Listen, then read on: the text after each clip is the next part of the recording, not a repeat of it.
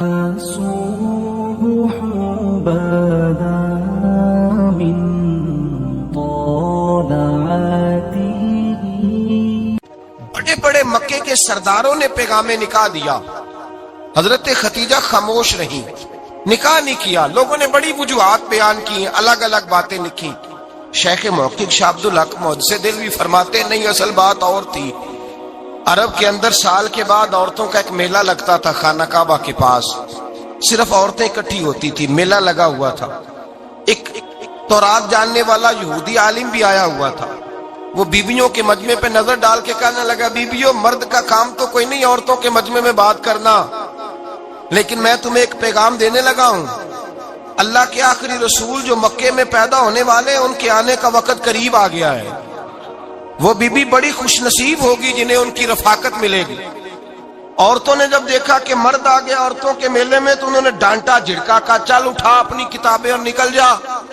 حضرت خدیجہ کہتی ہیں باقیوں نے ڈانٹا، پر میں نے بات پلے سے باندھ لی، میں نے پلے سے باندھ لی، اور میں انتظار کرنے لگی کہ اللہ کرے وہ نصیب میرے ہی ہو، اللہ کرے مقدر میرا ہی کھلے۔ آپ فرماتی میں تسبیح پڑھتی، درود پڑھتی، میں اس زمانے میں جو اللہ کا ذکر جس طرح ہوتا تھا وہ میں شروع کرتی، اور جب فارغ ہوتی تو میں التجا کرتی کہ اللہ میرے نصیبے کھول دے۔ کہتی ہیں آہستہ آہستہ آہستہ آہستہ میں حضور کی تعریف سننے لگی، آہستہ آہستہ تعریف سننے لگی۔ نبی پاک صادق ہیں، امین ہیں، سچے ہیں، دیانتدار ہیں، اس برے اور میلے معاشرے میں بھی وہ سب سے اعلیٰ بھی ہیں اور سب سے اجلے بھی ہیں، وہ سب سے پاکیزہ ہیں۔ میں سننے لگی تعارف، آہستہ آہستہ میں ان کی گرویدہ ہونے لگی۔ ادھر نبی پاک صلی اللہ علیہ وسلم اپنے چچا جناب ابو طالب کے پاس رہتے تھے، قحط آ گیا، حالات بگڑ گئے۔ حضور سید عالم صلی اللہ تعالی علیہ وسلم سے چچا کہنے لگے، بیٹے اگر مال تجارت لے کے شام جاؤ تو بڑا نفع کماؤ گے، ہمیں ضرورت بھی ہے، اور اگر ہو سکے تو ختیجہ کا مال لے کے جاؤ۔ نبی پاک نے کہا چچا میں نہیں کہوں گا کسی سے جا کے، میں نہیں کہتا کسی سے جا کے، جو میرے نصیب میں ہوگا میرا رب خود عطا فرمائے گا، میں نہیں کہوں گا۔ مصطفیٰ نے تو نہیں کہا۔ حضرت خدیجہ رضی اللہ تعالیٰ عنہ کہتی ہے میں نے خود اپنی خادمہ کو بھیجا، میں نے کہا جا کے پوچھو تو صحیح کہ میرا مال قبول ہوتا بھی ہے کہ نہیں، پوچھو۔ نبی پاک صلی اللہ علیہ وسلم سے پوچھا، حضرت خدیجہ کی خواہش ہے کہ آپ مال لے کے جائیں، حضور نے قبول کر لیا۔ جناب خدیجہ الکبریٰ رضی اللہ تعالیٰ عنہ کے غلام تھے، میسرہ ان کا نام تھا۔ جناب خدیجہ نے ان کو ساتھ بھیجا، فرمایا تین باتیں ارشاد فرمائی۔ ایک تو فرمایا سارا رستہ غور سے دیکھنا میرے نبی کے ساتھ کیا معاملات درپیش ہوتے ہیں۔ ابھی اعلان نبوت نہیں کیا، فرمایا ذرا غور کرنا، میرے مصطفیٰ کا مطالعہ کرنا، اور مجھے واپس آ کے سبق سنانا۔ وہ جو تم نے چہرہ بددعا کی تلاوت کی ہو ذرا مجھے واپس آ کے سنانا۔ جنہاں نے دل پر جانی ڈٹھا ہو اکھیاں ہی تک لیاں، تو ملے ہو تے ساجن ملیا ہوں ناساں لگ پئیاں، ذرا جا کے نا تلاوت کرنا اور مجھے دکھ۔ اور دوسرا فرمایا تم میرے غلام ہو تو مصطفیٰ کے بھی غلام بن کے رہنا، میں سنتی ہوں کہ کردار کے، افکار کے، نظریات کی، عظمت کے بلند و بالا، وہ جیسے کہیں ویسے کرنا۔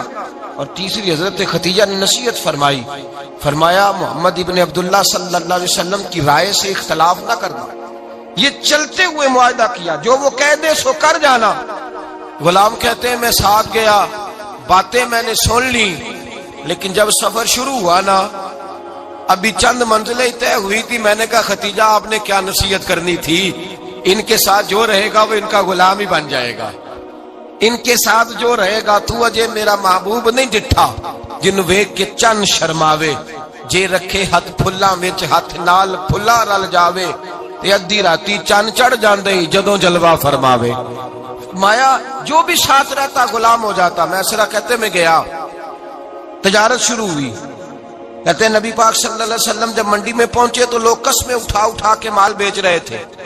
اللہ کے محبوب جب گئے نا تجارت کرنے، تو ایک آدمی کہنے لگا چلو معاذ اللہ بتوں کے نام تھے لات و منات، کہنے لگا لات کی، عزا کی، منات کی قسم اٹھاؤ۔ تو نبی پاک فرمانے لگے ان کی قسم اٹھاؤں جن کا میں نام لینا بھی پسند نہیں کرتا۔ ابھی اعلان نبوت نہیں کیا، اور فرمایا ویسے بھی میں قسم دے کے مال نہیں بیچتا، خریدنا ہے تو خریدو، نہیں خریدنا تو نہ خریدو۔ کہتے ہیں لوگ قسمیں اٹھا اٹھا کے پیچھے جاتے تھے، پر میرے نبی جس سے رخ پھیرتے تھے وہ نبی پاک کے پیچھے ہو جاتا تھا۔ मते कई गुना ज्यादा नफा कमाया। हम रास्ते में थे, हुजूर एक दरख्त के नीचे आराम करने लगे। एक ईसाई राहब गार में बैठा था, निकल के आ गया, मुझसे कहने लगा मुझे वो जानता था। मैं सला ये किसको साथ लाए, ये कौन है? मैंने कहा अहले कुरैश के एक मुअज़्ज़ज़ आदमी है। कहने लगे यार जिस दरख्त के नीचे ये लेटे हुए हैं, यहाँ आम आदमी नहीं लेट सकता, यहाँ वही लेटेगा जो अल्लाह का सच्चा रसूल होगा। यहाँ दूसरा को लेट ही नहीं सका, ये रसूल है, इनका ख्याल रखना, ख्याल रखना। काश मैं उस वक्त तक जिंदा रहूं जब ये नबूवत का ऐलान करें। मैसरा कहते हैं मैं गुलाम हो गया, नबी पाक सल्लल्लाहु अलैहि वसल्लम की अदाएं मुझे भाने लगी। जब वापसी पे निकले तो गर्मी बड़ी शदीद थी। फरमाते हैं जब धूप तेज होती तो बादल का साया आके हुजूर पे साया कर देता, बादल का टुकड़ा नबी पाक पे। अल्लाह जाने कहां बैठ के लोगों ने किताबें पढ़ी हैं जो कहते हैं 40 साल के बाद नबी बने थे। पता नहीं कहां बैठ के किताबें पढ़ी हैं। हमने तो जो सीरत पढ़ी है वो बताती है कि तेरी हयात पाक का हर लम्हा पैगंबर लगे, हर लम्हा पैगंबर लगे। यहां तो वो लोग जो कई साल पहले 20 और 25 साल पहले हुजूर सैयद आलम सल्लल्लाहु अलैहि वसल्लम की रफाकत में रहे, वो ऐलान कर, लोग पता नहीं कहां बैठ के किताबें पढ़ते हैं, कहां बैठ के। मेरे नबी पाक से सहाबा ने पूछा हुजूर आप कब नबी थे? फरमाया अभी आदम की मट्टी गूंदी जा रही थी, अभी आदम की मट्टी गूंदी जा रही थी, मैं तब भी अल्लाह का रसूल था। मेरे भाई नबी रहमत सैयद आलम सल्लल्लाहु अलैहि वसल्लम के गुलाम हजरत खतीजा के गुलाम कहते वापस आया। और पहले भी कई दफा हजरत खतीजा का माल गया था, बड़े नफे आए थे, पर जो नफा इस साल आया वो पहले कभी नहीं आया था। कहते हैं मुझसे हजरत खतीजा की सहेली भी बैठी थी, मैं भी आ गया। और जनाब खतीजा की सहेली कहने लगी चल माल के बारे में कुछ बता, कितना बिका? मैंने कहा माल छोड़ो, मुस्तफा की सुनो। और फिर कहती चलो ठीक है, बादल साया करता था, चलो ठीक है। तुमसे राहब ने पूछा था ये सही है, उन्होंने तेरी सारे रास्ते बड़ी खिदमत की, तेरा बड़ा ख्याल रखा, पर ये भी बता तजारत कैसे हुई? तो मैं सरा कहने लगा जिंदगी मैंने भी सारी गुजार दी है, पर इस रसूल के साथ 4 दिन ही गुजारे हैं। हद हो गई मुझसे, और कुछ ना पूछो, और कुछ ना पूछो। आ मेरे दिल आमिना के लाल की बातें करें, और कुछ ना पूछो, बस जिक्र उनका छेड़िए हर बात पर, और छेड़ना शैतान का आदत कीजिए। बस मुझे हुजूर के तज़किरे बयान करने हैं, जिक्र मुस्तफा करना है। हजरत खतीजतुल कुबरा बड़ी मुतासर हुई, कहती है मुझे दर्जनों लोगों ने पैगामे निकाह दिया था, पर मैंने सुनी नहीं थी। मैंने नफीसा के हाथ पैगाम भेजा, मैंने कहा मेरी उम्र 40 साल है, उनकी 25 साल, और मेरा अहवाल और तरह का है। वो शहनशाह है, जाके पूछो तो सही, भला मैं कबूल होती हूँ? पूछो। नफीसा कहती है मैं आई तो वो खातून जिनके लिए लोग बड़े बड़े कुरैश पैगाम देते थे, पैगाम लेके आई। तो रसूल पाक ने अजीब रंग बयान किया अपनी सीरत का। जब मैं पहुंची मैंने कहा खतीजा निकाह करना चाहती है। नफीसा कहती है मेरा ख्याल था कि कोई और होता तो कुर्सी से उठ खड़ा होगा, फौरन कहेगा अच्छा जल्दी करो, बात करो। जब मैंने आके कहा ना हुजूर खतीजा निकाह करना चाहती है, तो नबी पाक ने मेरी तरफ देखा, फरमाया वो कहती है कि तुम कहती हो? कहा वो कहती हैं। तो हुजूर ने फरमाया ठहर जाओ, मैं अपने चचा से पूछ के बताऊंगा, मैं मशवरा करूंगा, मैं पूछ के बताऊंगा। आज बच्चों को कुछ सबक बड़े याद हैं। कहते हैं पसंद की शादी करना हजरत साहब नाजायज है, पसंद की शादी करना को नाजायज है। और मैंने कहा भाई सिर्फ एक ही जायज चीज रह गई, और कोई शय जायज नहीं। ये एक ही जायज चीज है जिसका फतवा सारे नौजवान पूछते फिरते हैं, सारे गांजे बने फिरते हैं, मजनू बने फिरते हैं, सारे मईवाल हो गए। अल्लाह पाक वो हिदायत की तौफीक अता फरमाए। सारे इस बुरी लत का शिकार हो गए। ओ भाई नबी पाक सिवाय खुदा के किसी के पाबंद नहीं, लेकिन मेरे मुस्तफा ने अपनी उम्मत को ये दर्श दिया है कि जो बड़ों के शफकत के साए में चलता है अल्लाह उसकी मदद फरमाया करता है। तुझे क्या पता तेरा अच्छा भला किस बात में? कहा निकाह करना चाहती हूं, फरमाया चचा से पूछ के बताऊंगा। खतीजा रदी अल्लाह ताला अन्हा कहती हैं उन्होंने पूछा, जनाब अबू तालिब कहने लगे ये तो खुशकिस्मती है कि हमें ऐसी बहू मिल जाए जिसके किरदार में, अफकार में, नजरियात में इतनी नफासत। मुस्तफा करीम के साथ निकाह हुआ, कुर्बान जाए। हजरत खतीजतुल कुबरा की शादी हुई तो भाई बड़ा मुश्किल होता है, बड़ा मुश्किल होता है अपने आप को ढालना। लेकिन जनाब खतीजा की जिंदगी उठा के देखो, میں یہ نہیں کہہ سکتا وہ کروڑپتی تھی، ارب خرب کی میں بات ہی نہیں کر سکتا، اور 20 نوکرانیاں تھیں ان کے پاس، درجنوں ان کے پاس غلام تھے، لیکن جب رسول اللہ کے دروازہ نور پہ آئی ہیں، انہوں نے میرے نبی کے گھر میں جھاڑو بھی دیا ہے، انہوں نے حضور کے کپڑے بھی دھوئے ہیں، انہوں نے رسول اللہ کے لیے اپنے ہاتھوں سے کھانا بنایا، انہوں نے دیکھا کہ نبی پاک صلی اللہ علیہ وسلم کو دولتوں سے، تجارتوں سے، سرمایے سے پیار نہیں، جتنی دولت تھی شام کو لا کے قدموں میں رکھ دی، کہا محبوبہ جب میں تیری ہوں تو میری ہر شے ہی آپ کی ہے۔ چند دنوں میں حضور نے ساری چیزیں دے دی اللہ کے رستے میں، ہر چیز نبی پاک نے دے دی۔ حضرت خدیجہ الکبریٰ کا حال یہ تھا کہ ایک جوڑا رہ گیا، کئی جگہ سے پیوند لگے ہوئے، میں گڈی ہاتھ ڈور سجن دے، او جنج رکھے اونج رہنا ہے، واجب نہیں جے وچ شریعت مندہ قسم نو کہنا، بس ٹھیک ہے جس حال میں محبوب راضی ہیں، کہا ہر چیز قدموں میں رکھ دی، اور حضور کے ہر رشتے کا خیال کیا، نبی پاک کی ہر خواہش کا، عورتیں بالخصوص میری بات پہ توجہ کریں جو عرض کرنے لگا ہوں، آگ لگی ہوئی ہے گھروں میں، فساد ہے، لڑائی ہے، جھگڑا ہے، دنگا ہے، یہ تیرا رشتہ دار وہ میرا رشتہ دار، جب تیرے آتے ہیں تو روٹیاں جلدی پکتی ہیں، جب میرے آتے ہیں تو بیماریاں بڑی ہوتی ہیں، تیرے میرے کا جھگڑا، آؤ میرے مصطفیٰ کریم سید عالم کا بھی حال دیکھو، حضرت حلیمہ سعدیہ ملنے آئی، شادی کو کچھ دن گزرے تو حلیمہ سعدیہ ملنے آئی، حضرت حلیمہ سعدیہ سگی اماں نہیں رضائی اماں ہے، یہاں تو سگی اماں برداشت نہیں ہوتی، سگی اماں، اور وہ بہو سوچتی نہیں بات کرتے ہوئے، سوچتی نہیں، وہ سوچتی نہیں کہ کس کے بارے میں بات کر رہی ہے، اسے پتہ ہی نہیں کہ تجھے تو پلا پلایا یہ ملا ہے نا، کبھی اس کی اماں سے پوچھ اس نے کتنی تکلیفیں برداشت کی ہیں، اس سے پوچھ کس دقت میں، کس آزمائش میں اس بچے کو پروان چڑھایا ہے، تو آج مالک بنی ہے تو رنگ ہی بدل گئی ہے، اور بچہ بھی بیوی کے ساتھ مل کر کے اماں کی غیبت کرتا ہے، سوچتا ہی نہیں کہ بات کس کی ہو رہی ہے، اسے خیال ہی نہیں آتا۔ حضرت حلیمہ سعدیہ رضائی ماں ہے، جب تشریف لائیں تو مصطفیٰ کریم نے فرمایا خدیجہ یہ میری اماں ہے، جناب حلیمہ سعدیہ کہتی ہیں میں گھر میں رہی، میری خدمت کی، مجھے کھانا پکا کے دیا، بستر بچھا کے دیا، کپڑے لے کے دیے، اور جب میں جانے لگی تو کہنے لگی آپ میرے مصطفیٰ کی اماں ہیں، پہلی دفعہ آئی ہیں، تھوڑا سا تحفہ نہ دے دوں؟ میں نے کہا جیسے مرضی ہو، حضرت حلیمہ کہنے لگی، تو جناب حلیمہ سعدیہ کو 40 بکریاں اور 1 اونٹ تحفے میں عطا فرمایا، اور یہ جو بی بی آ کے مالی بنی ہے نا آج، جس درخت کی چھاؤں میں تو بیٹھی ہوئی ہے نا، اگر تو سمجھے تو اصل احسان اس ماں کا ہے جس نے یہ پروان چڑھا کے تجھے دیا ہے، اصل نیکی اس اماں کی ہے جس نے تیرے سر پہ یہ سرتاج رکھا ہے، اور تو اس ماں کو ہی بھول گئی ہے، اور شکوہ بہو سے نہیں، شکوہ اس بیٹے سے ہے، بیٹے سے ہے جو علیحدہ بھی ہونے لگا تھا تو اماں سے علیحدہ ہو گیا ہے، جس نے سوچا ہی نہیں کہ ماں کے ہاتھ اٹھ جائیں تو عرش کا مالک کہتا ہے فرشتوں سے کہ پیچھے ہٹ جاؤ، ماں اور باپ اولاد کے لیے جو مانگے گے میں فوراً عطا کروں گا، تجھے پتہ ہی نہیں۔ اور ادھر رسول پاک کا کیا حال ہے، کہتے ہیں وہ تیرے رشتہ دار ہیں، تیرے بہن بھائی ہیں، تو جا میں تجھے دروازے پہ چھوڑ آؤں گا، تو مل ان سے، میں نہیں ملتا، میں صاحب ہوتا ہوں، میرا ان سے کیا لینا دینا۔ حضرت خدیجہ کے بھائی نہیں تھے، نبی پاک صلی اللہ علیہ وسلم کے سسر حیات نہیں تھے، 2 بیٹے تھے حضرت خدیجہ کے، اور وہ دونوں بیٹے پچھلے خامن سے تھے۔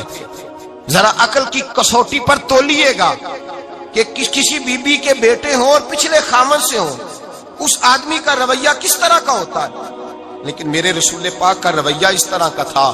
میں آپ کو سیرت کی کتابوں سے امام حلبی نے، کستلانی نے، صاحب فتح الباری نے لکھا ہے، رسول کائنات سید عالم صلی اللہ علیہ وسلم سوئے ہوتے تھے، اور جاگو اور سنو، اللہ کرے حضرت خدیجہ کا میرے نبی سے رشتہ اور میرے نبی کا حضرت خدیجہ کا رشتہ ہماری سمجھ میں آ گیا تو سمجھ لو ہمارے گھر جنت بن جائیں گے، روشنی پھیل جائے گی، سمجھو اور سیکھو۔